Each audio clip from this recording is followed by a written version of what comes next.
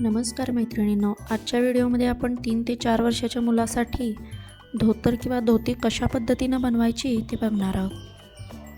त्यासाठी आपल्याला इथं 1.5 मीटर कापड आणि थोडीशी लेस लागणार आहे। चला मग आता धोतरचं कटिंग कशा पद्धतीनं करायचं ते बघूया।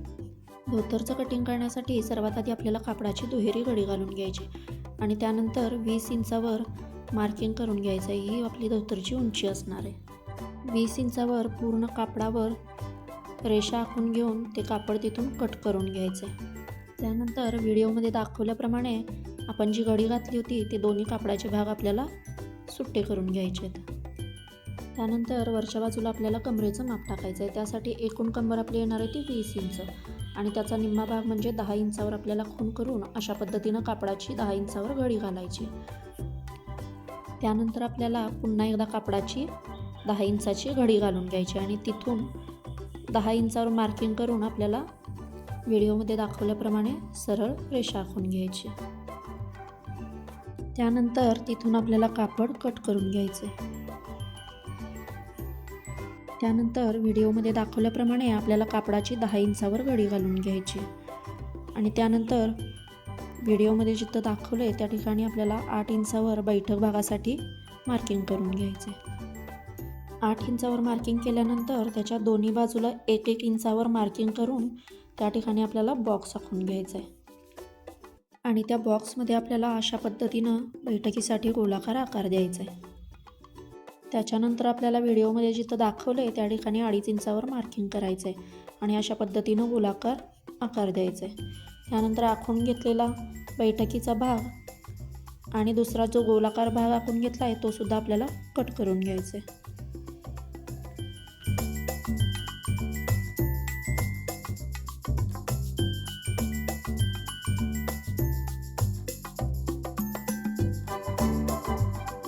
अशा पद्धतीनं आपलं धोतरचं कटिंग पूर्ण झालेलं आहे।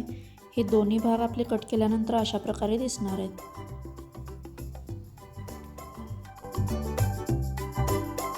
त्यानंतर आपण जी लेस घेतली होती ती आपल्याला बॉटममध्ये दोन्ही भागांना जोडून घ्यायची। इथं व्हिडिओमध्ये दाखवल्याप्रमाणे तुम्ही बघू शकता अशा प्रकारे बॉटममध्ये ही लेस आपल्याला दोन्ही भागांना जोडून घ्यायची आहे। त्यानंतर इथं दाखवल्याप्रमाणे आपल्याला दोन्ही भाग ठेवून घ्यायचे आणि व्हिडिओमध्ये जसं दाखवलं आहे त्या प्रकारे आपल्याला चुन्या टाकत शिलाई करून घ्यायची। ह्या चुन्या टाकताना आपल्याला काही गोष्टी विचारात घ्यायच्या आहेत। आपल्या बैठकीच्या भागाचा जो आपण आकार दिला आहे त्याचं माप जितकं इंच असेल तितकंच इंच माप आपल्याला चुन्या टाकल्यानंतर इथं मिळालं पाहिजे। अशा पद्धतीनं आपल्याला दोन्ही भागांवर चुन्या टाकून घ्यायचे। चला तर मग बघूया आपण कशा प्रकारे चुन्या टाकायचे। इथं या ठिकाणी आपल्या बैठकीच्या भागाचं माप आहे 9 इंच। तर आपण ज्या चुन्या टाकणार आहे त्या टाकल्यानंतर एकूण माप आपल्याला 9 इंचच मिळालं पाहिजे। इथं व्हिडिओमध्ये दाखवल्याप्रमाणे आपल्याला वरच्या बाजूने ह्या चुन्या टाकत जायच्या।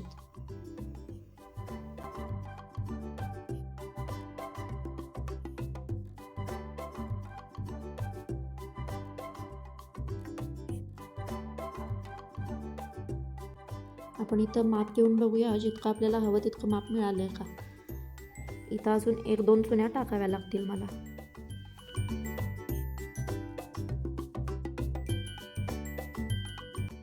आता हा आपला बैठकीच्या भागा इतकाच म्हणजे 9 इंचाचा भाग तयार झालेला आहे।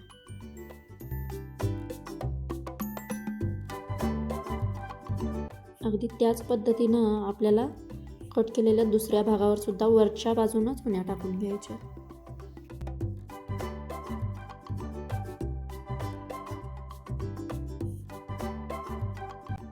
चुन्या टाकल्यानंतर अशा पद्धतीनं हे 2 भाग आपले तयार झालेले आहेत।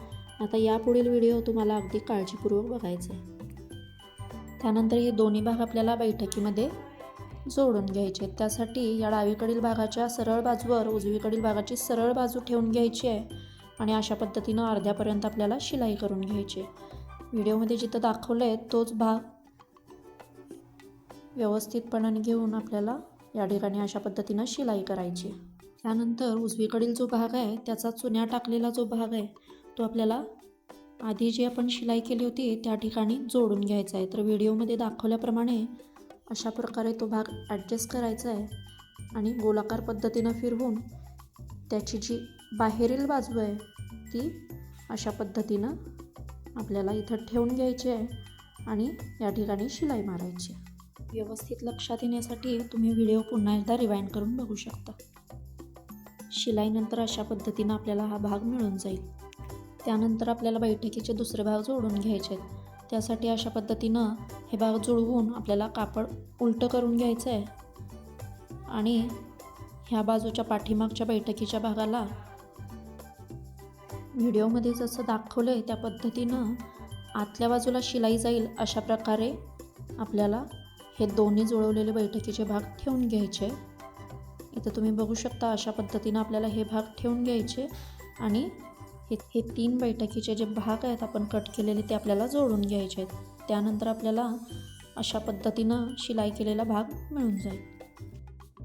अशा पद्धतीनं आपला शिलाई केलेला भाग आपल्याला व्यवस्थित प्रकारे ठेवून घ्यायचा आहे आणि पुढचा आणि पाठीमागचा ओच्यासारखा भाग जो धोत्राला असतो तो तयार करण्यासाठी इथं तुम्ही बघू शकता व्हिडिओमध्ये दाखवल्याप्रमाणे आपल्याला खाली जो बॉटमला आपण लेस लावलेला आहे तिथून अशा पद्धतीनं आपल्याला वरच्या बाजूनं चुन्या टाकत जायच्या आहेत. साधारण 2 इंचाच्या चुन्या आपल्याला एकमेकावर अशा पद्धतीनं टाकून घ्यायच्या आहेत.